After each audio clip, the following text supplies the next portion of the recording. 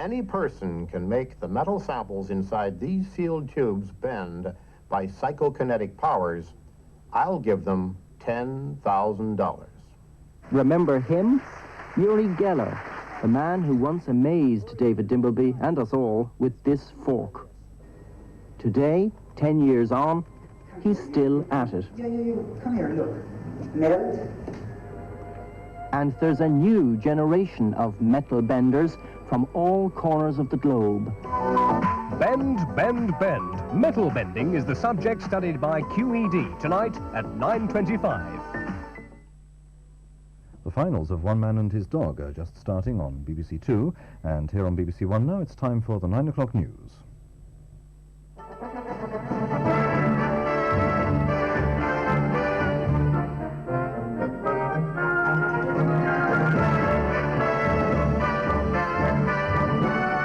Joshua Nkomo flees Zimbabwe, and there's new evidence of the massacres in Matabeleland. The arms race, the Russians are speeding it up, say the Americans. The Greenham Common peace campaigners who've been told never go back to the missile base. It's a blatant attempt at a political gag. The parents who are angry at a council's plans to scrap school meals. And the gentle touch for the helpless victims of the Australian bushfires. Good evening. The man who many believed would one day lead an independent Zimbabwe has fled the country. Joshua Nkomo, leader of the opposition, is tonight in neighbouring Botswana. He'd said earlier the government was trying to kill him. They said tonight he has a twisted mind. Mr. Nkomo left illegally. His passport had already been confiscated. He was apparently driven in a Land Rover from a relative's home near Bulawayo through the bush and across the Botswana border to a small village. For months now, Mr. Nkomo and others have been accusing soldiers of the notorious 5th Brigade of systematically murdering his supporters in his tribal area of Matabeleland. Today, we've had new evidence of killings in the area. Our correspondent, Michael Vesti, was one of 4 Western journalists who've been there. I saw the bodies of 6 young men lying face down, covered by branches. There were bullet holes in their heads, and from their position, they had obviously been shot dead as they lay on the ground beneath a small tree about 300 yards from the main road. The bodies had earlier been discovered by children and reported to the police, who did nothing. Local people said the 6 young men had been taken off buses by troops of the Prime Minister's specially created 5th Brigade and marched into the bush. Automatic fire and single shots were heard soon afterwards. About a mile away, I found a burning grave beneath a tree in which lay the clearly identifiable remains of at least 2 bodies, probably more. Someone in the past 2 days had set fire to the bodies and they were burning slowly.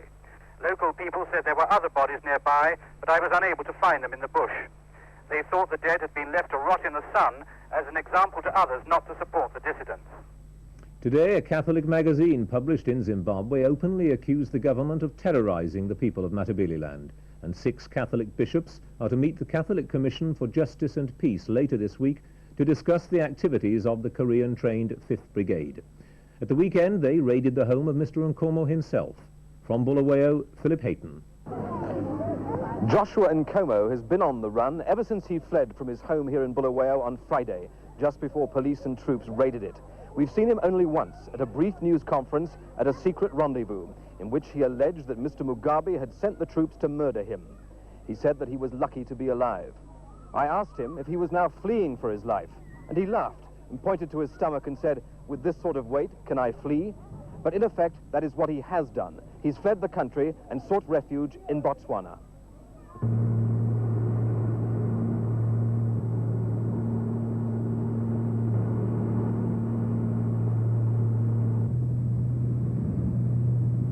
To one of the least populated countries in Africa. According to the Zimbabwe government, Mr. Nkomo left in an illegal and unorthodox way. He almost certainly did not pass through a border post. The Zimbabwe government had confiscated his passport when he tried recently to leave the country, and he's hardly the sort of figure who could slip past unnoticed. The Botswana government says it has offered sanctuary to Mr. Nkomo so that he can explore ways of resolving Zimbabwe's future. He's likely to feel at home here, in a country that has already offered refuge to about 1,000 of his fellow countrymen. By any standards, Joshua Nkomo is a figure to be reckoned with. Mr. Mugabe has repeatedly accused him of masterminding unrest and plotting to overthrow his government. Mr. Nkomo denies the allegations, saying he wants to solve Zimbabwe's tribal and political divisions by negotiation. After losing the independence election, he lost popularity. But recent government pressure against Mr. Nkomo has made him a hero again among his people. Mr. Nkomo was sacked from Zimbabwe's coalition government after huge caches of weapons were found on his farms. There could be more hidden away. The danger now, more than ever before, is that the guns might come out and drive Zimbabwe towards a civil war.